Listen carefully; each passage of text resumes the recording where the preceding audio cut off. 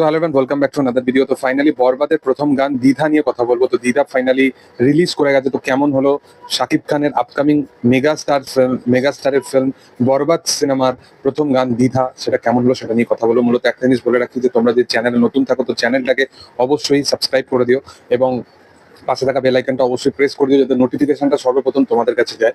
তো মূলত যে কথাটা বলবো সেটা হচ্ছে গান নিয়ে, বরবাদের প্রথম গান যেটা প্রীতম হাসানের গান, প্রীতম হাসানের কম্পোজ করা গান। আমি একটা কথা বারবার বলছিলাম এই ছবিটার ক্ষেত্রে পার্টিকুলারলি, যে এই ছবির যে গানগুলো হবে সেগুলো কিন্তু অন্যরকম ভাবে ট্রিট করা হবে এবং গানগুলো কিন্তু ব্যাপক হবে।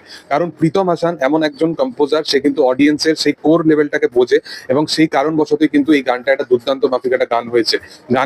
গানটা যতটা একটা সোলফুল গান হয়েছে, গানের ট্রিটমেন্ট এত সুন্দর রাখা হয়েছে, এর সাথে সাথে এই গানটাকে এমন ভাবে এই ভাইবটাকে মেনটেন করা হয়েছে ভিডিওর মধ্যে, যেখানে দেখতে আমাদের ব্যাপক লাগে। মূলত এই গানটা যেদিন প্রথম দিন থেকে প্রোমোটা এসেছিল, প্রোমোটা আসার পর থেকে মূলত ইদিকা পালের থেকে এরকম প্রথম হয়েছে যে রোমান্টিক সঙ্গেতে রোমান্টিক জুটি বা রোমান্টিক অ্যাক্ট্রেস, মানে অ্যাক্ট্রেসের থেকে বেশি এখানে অ্যাক্টরকে বেশি প্রাধান্য দেওয়া হচ্ছে, বা অ্যাক্টরের প্রতি মানে ছেলেরা থেকে শুরু করে প্রত্যেকজন বেশি তাকে বেশি প্রাধান্যতাটা দিচ্ছে। তো সেই কারণে শাকিব খানের এতটাই ফ্যান ফলোইং বেশি এবং তাকে দেখতে এতটাই সুন্দর। তো সেই কারণে তাকে এখানে ব্যাপক লাগছে পুরো থ্রু আউট ভিডিওটার মধ্যে, এবং তার তরফ থেকে চোখ সরে না। এটা কিন্তু পার্টিকুলারলি প্রত্যেকটা হিরোর ক্ষেত্রে কিন্তু এই কথাটা বলা চলে না, কিন্তু তার অরা এবং প্রেজেন্সটাই এমন, সেটা কিন্তু মাথার মধ্যে একটা ছাপ ফেলে যায়। এবং দুজনের ইকুয়েশন ব্যাপক, মানে আপনার প্রিয়তমা, তারপর থেকে কিন্তু শাকিব খানের অপোজিটে এখন ইদিকা ছাড়া আর কিছু নাম কিন্তু মাথায় আসে না। এবং ইদিকা এমন একজন অ্যাক্ট্রেস, তাকে কিন্তু প্রত্যেকটা জনার বা প্রত্যেকটা কাজের সাথে খুব দুর্দান্ত মাফিক কিন্তু ম্যাচ করে যায়, যেটা তুমি দেবদার সাথেও দেখেছো খাদানের সময় বা এর আগে প্রিয়তমার সময় দেখেছিলে।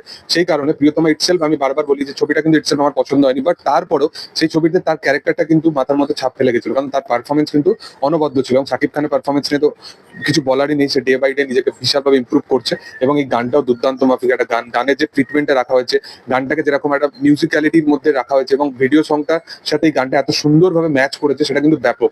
এবং মেহেদী হাসান এই কথাটা বারবার বলেছে যে এই ছবির কিন্তু গান থেকে শুরু করে এই ছবির রোম্যান্সটাকে বা এই ছবির ব্রুটাল এবং র সিকোয়েন্সটাকে এমন ভাবে তারা ট্রিট করার চেষ্টা করেছে, যেটা কিন্তু অন্য বাংলাদেশীয় সিনেমার মতো নয়। অলরেডি তোমরা ভিজুয়াল এবং লুক এন্ড ফিল থেকে সেটাই বুঝতে পারছো, খুব ল্যাভিশ স্কেলে তারা সেই জিনিসটাকে প্রেজেন্ট করার প্রচেষ্টা করছে। মানে থ্রু আউট টিজার থেকে শুরু করে এখনো পর্যন্ত বরবাদের পোস্টার এবং বরবাদের যা যা সামনে এসছে সবকিছু কিন্তু খুব ল্যাভিশ স্কেলে দেখানো হয়েছে।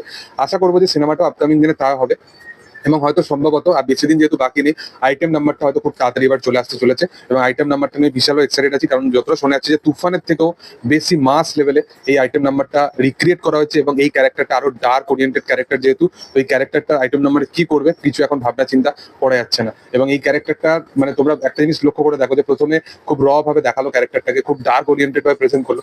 সেকেন্ডারি ক্যারেক্টারটার লাভ অ্যাঙ্গেল দেখালো, খুব রোম্যান্স, এই সমস্ত কিছু দেখানো হলো। আবার কিন্তু তারা ওই রেজফুল জিনিসে আবার নিয়ে যাচ্ছে ক্যারেক্টারটাকে। তো এইরকম কাইন্ড অফ কিন্তু তার অডিয়েন্সকে প্রত্যেকটা জনারেতে সাথে স্পেসিফাই করাতে চাইছে, সেটা কিন্তু দেখে ভালো লাগবে। মেকারদের তরফ থেকে যে ডিসিশনটা নেওয়া হচ্ছে সেটা কিন্তু একদম ভালো। তো যাই হোক, তোমাদের কেমন লেগেছে গানটা সেটা অবশ্যই কমেন্ট সেকশনে জানাতে পারো। ভিডিও ভালো লাগলে অবশ্যই লাইক সাবস্ক্রাইব করে দিও। Thank you all, by.